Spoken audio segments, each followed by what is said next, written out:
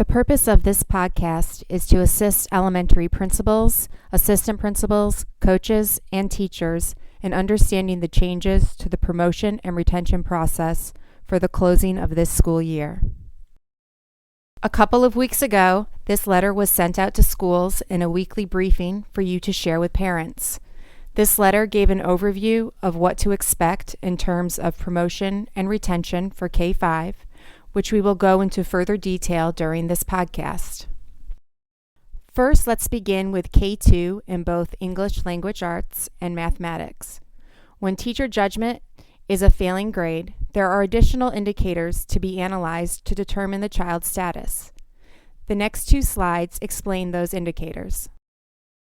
DCPS will use the iReady Reading and Mathematics End-of-Year Test or Diagnostic as one possible indicator for promotion or retention.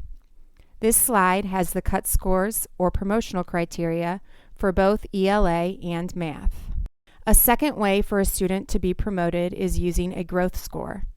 Using the grade level baseline that was administered at the beginning of the year and the post-test, which can be administered to any student at risk of failing based on teacher judgment who does not meet the iReady cut score.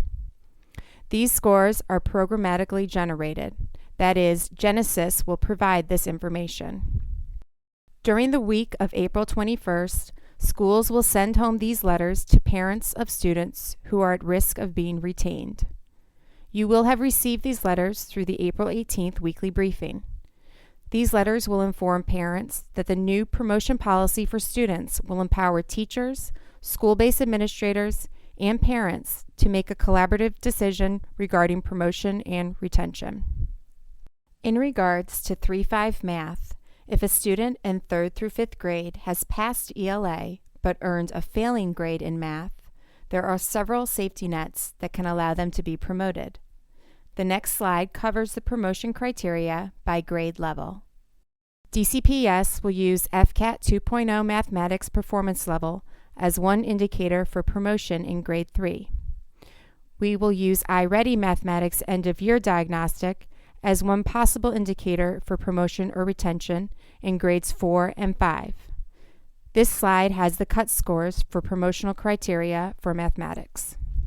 As with reading, a growth score on the CGAs is another indicator for promotion or retention as reflected on the following chart.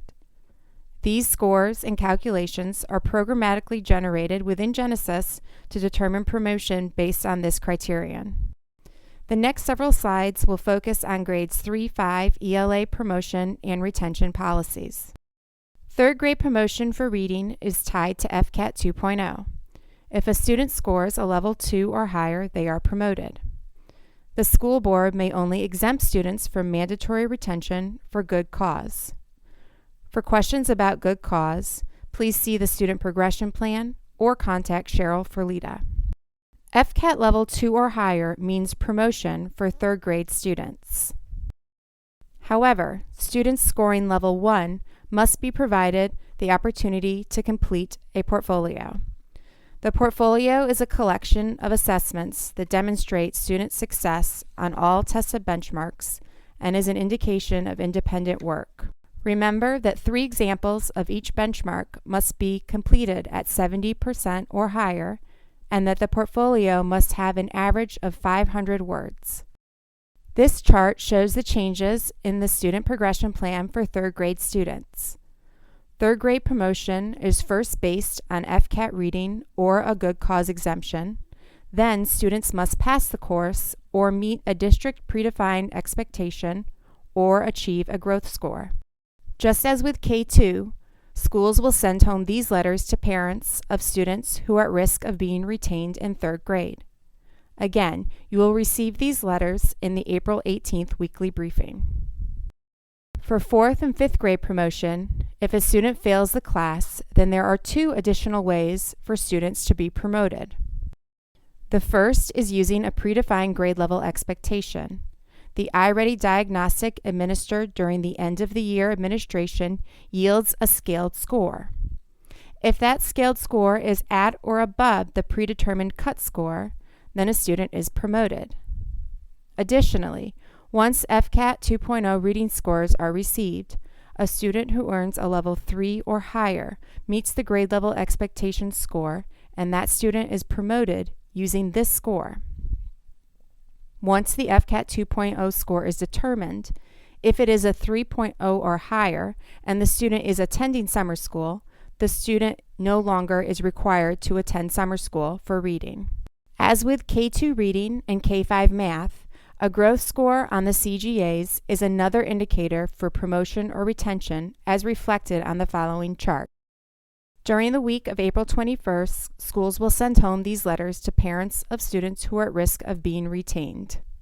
Also, in grades 4 and 5, promotion of students is based on teacher judgment that a student has met applicable state standards as indicated by a final grade of D or above in social studies or science. As with reading and math, a second way for a student to be promoted is using a growth score on the grade 5 science CGA, using the grade level baseline that was administered at the beginning of the year and the post-test. This one-page table summarizes the promotion criteria for K-5 and is a helpful tool for administrators and teachers to refer to. The appeals process applies to K-5 this year, not solely K-2, with the exception of third grade due to FCAT 2.0 reading requirements. During parent conferences, please share the appeal process with parents. Parents who are requesting an appeal will complete this letter and send to Daniela Simic, Chief of Curriculum and Instruction, for final approval. Here are this summer's sites for 2014. The big change is that there will be a grade recovery for K2. This was not the case last year. Additional information regarding transportation and other details will be forthcoming. This timeline is to help administrators know the sequence of events that must take place to help communicate to parents and guardians regarding the need for summer school if their child qualifies. We tried to anticipate a few questions we thought might be posed. Here are those questions and answers.